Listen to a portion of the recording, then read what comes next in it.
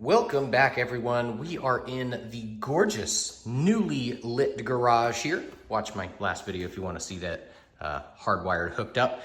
But the next main concern here in my working garage is freaking heat. It is so hot in here because really there's no insulation. So if I go inside, I don't keep my house super cold, but you can see it's at 79.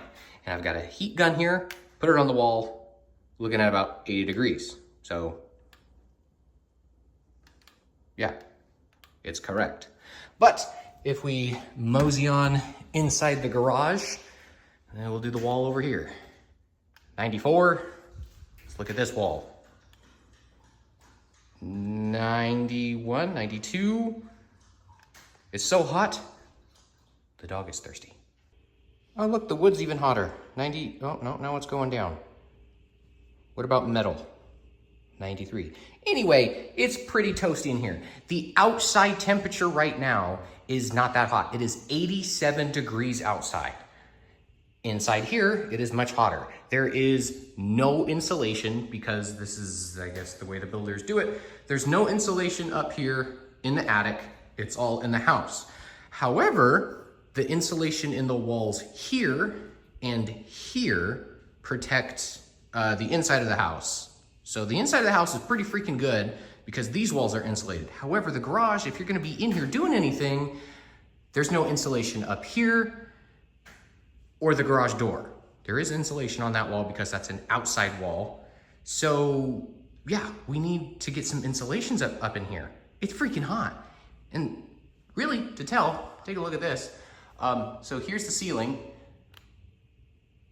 It's 106 degrees because all the heat is trapped up there because, you know, that's what attics do. The attic is so hot. When I was installing these, I could feel the heat coming off of the ceiling because there's zero insulation up here. I don't know if it changes. It was about 109 degrees. You can kind of feel the heat coming from it. I just turned these LEDs on. They don't give off pretty much any heat. So yeah, lots of heat up there. I'm sure the garage door will be something, but that's a completely separate project. Plus it's a little reflective. 98.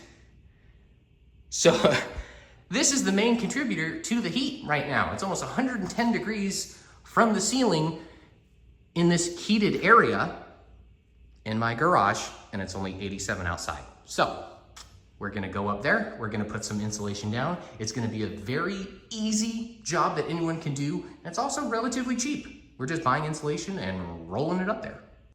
All right, it is another day. It is currently 92 degrees outside, super sunny, no overcast. So I'm gonna do another test. It's 79 in the house. Let's just do the wall, 78, 79. So it's about 79 degrees in the house. And we open up the death portal, AKA the garage. Golly, it's hot in here. Wall, 95, 96. Let's get more into the garage. 98. What about over here? 99, 100. 101, wow, it just keeps getting warmer. What about, see if I can shoot it from here. 100, 101, 102. Let's check. This wall should be a little cooler. Yeah, since it's on the cooled side of the house. What about this wall up here? 101, garage door, 100, about 100 degrees. Ceiling, this is what we're curious about, right? 111. Over here, 112.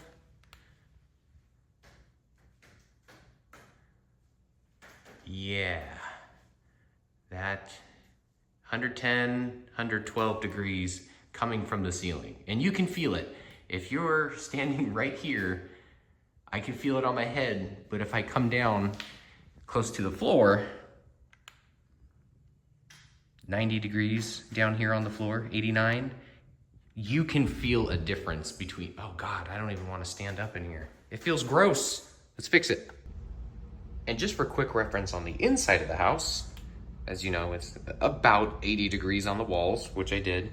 Floors are gonna be a little bit cooler. These are concrete with just some very thin vinyl. So we're talking about like 77 here. Ceiling, about 80. Maybe we get in a different spot. 83. Yeah, so this is insulated ceiling on the inside of the house. Talking about 2 to 3 degree difference between the walls, which my house is set at 79. So the walls versus the floor, which is concrete, versus the ceiling. It's a few degrees, not the garage. Well, there we go. Went down to my local hardware store and got some attic insulation rolls and a few more. Hopefully this will be enough, but it's just right down the road, so it's not a big deal. So I got the R30, even though that is upside down. It is for attics. It's not face, so it doesn't have a piece of paper on one side of it. And R30 is pretty much one of the best things that you can get at your local hardware store. I don't live in like a super, super cold place. I live in a decently hot place, so this stuff is gonna be so good. Alrighty, it is early in the morning, so it's not incredibly hot. It's still hot in here. I can still feel it's warm in here. It's the summer. So we've got our insulation, and there's a few things we need. We definitely need some sort of mask. Definitely need something better than this, but this is for representation purposes. You're gonna need a mask because this is fiberglass and you're gonna be laying it. It's gonna be in the air. And you do not wanna breathe this stuff, very bad. Also gloves. Unless you have the thickest hands in the world, this stuff is gonna get stuck on your hands. It's gonna stab you and you're gonna get splinters of hell origins. And you don't want that. So 100% need gloves. You're gonna need some sort of cutting utensil, some sort of knife. So when we lay this down up here, we're gonna put it in between the joists. We're gonna lay it down, and if it's too long, we'll cut it, we'll get another one, fill it in, etc. So you need something to cut those with. It's supposed to cut easily, but we'll figure that out. And now I just need to get up there. All right, as you can see, I'm making some progress up here. It's really not too bad. It's a little bit thicker than I thought it was gonna be for the joists up here. I thought it'd fit nice and perfect in between these, but I'm gonna have to do some extra rolling out here. So I'm just gonna show you how to do a roll. I've got wires and stuff in the way that I've got to be mindful of. So this is the size of one of these rolls, and it looks really compact, but as soon as you put it down, it immediately just fluffs up. So I'm gonna take this plastic wrap off. Once you do that, you're left with the whole thing, just like that, but it's got this paper keeping it nice and tight along the entire edge. So you can find the edge, there it is. So you can find the seam and you can start here. It doesn't tear off perfectly, but it's paper, just tear it off. And once it's torn off, the last thing you're gonna have are these 2 strips holding it together. Some of them have 1 strip, but you're gonna have, again, these paper strips holding it together so it doesn't get super poofy. So find your edges and then figure out where the roll starts and just detach it here. So I'm just gonna take it up, pop, pop, and now we have the start of our roll. Not the cleanest one, there we go.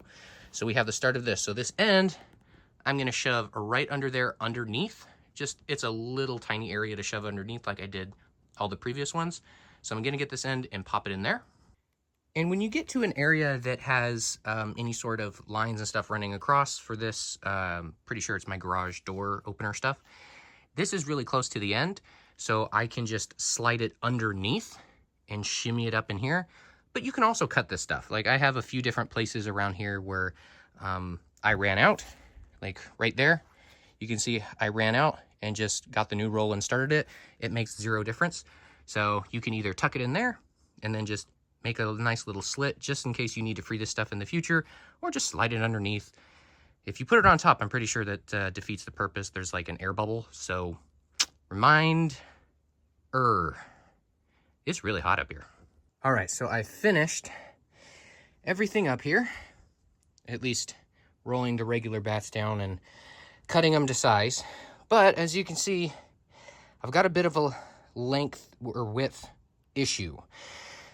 So that means I'm gonna have to go through the rest of my rolls, cut them to whatever this length is, come back up here and roll in the gaps.